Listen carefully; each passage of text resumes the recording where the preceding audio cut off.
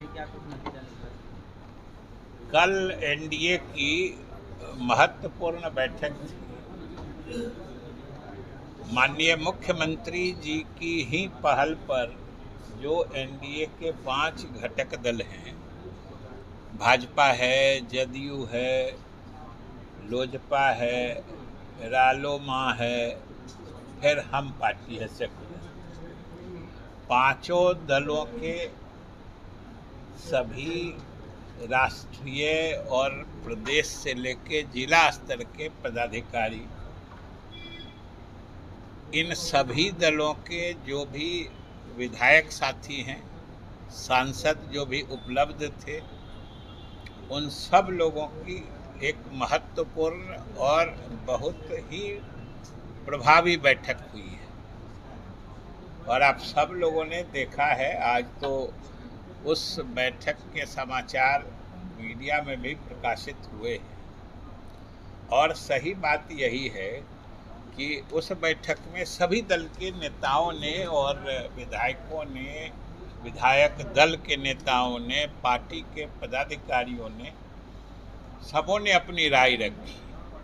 लेकिन सबों की राय का जो निष्कर्ष था वो एक ही था।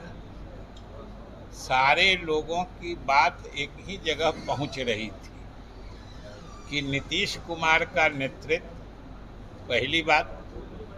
दूसरी बात, एनडीए के सभी घटक दलों की एकजुटता, यानी इसके पदाधिकारियों, कार्यकर्ताओं और नेताओं की आपसी समझदारी, समन्वय, और ये दोनों अगर पक्की है तो समझिए जीत की गारंटी है।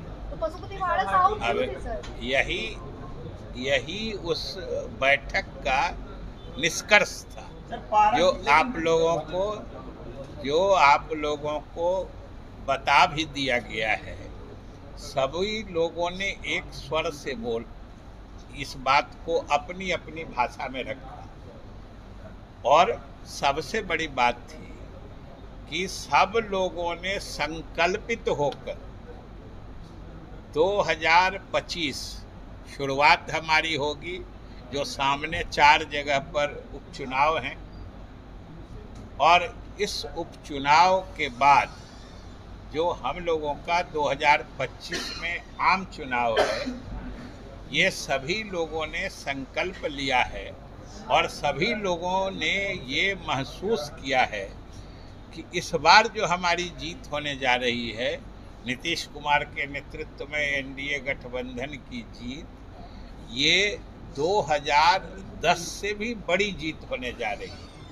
ये सब लोगों की न सिर्फ धारणा थी बल्कि विश्वास झलक रहा था उस बैठक में, कि जैसे उस बार हम लोग 2010 में 206 सीट लाए थे, इस बार 220 के करीब हम लोग उम्मीद कर रहे हैं। और ये सारे दलों के नेता, पदाधिकारी सब इस विषय पर एकमत थे। और इसका एक कारण तो जो हमने बता दिया कि नीतीश कुमार के नेतृत्व में जो बिहार सरकार की उपलब्धि है, पहली बात। और इसके साथ प्रधानमंत्री के नेतृत्व में जो देश के तरक्की की गति है, इन दोनों का बड़ा घातक कॉम्बिनेशन है, जोड़ है। इसलिए इसके सामने कहीं विपक्ष खड़ा दिख ही नहीं रहा है। और आप ये क्यों नहीं समझते हैं? सीधी सी बात है, विपक्षी दल या कोई नेता हमारे सरकार की उपलब्धियों को कोई नकारने की हिम्मत भी जुटा पा रहा है क्या? कोई कह रहा है कि विकास नहीं हुआ है? बल्कि उल्टी बात है, सभी हमारे विपक्षी दलों के नेताओं को भी एहसास है कि विकास का मुद्दा ऐसा है जो निर्विवाद रूप से नीतीश कुमार और एनडीए के पक्ष में जाता है।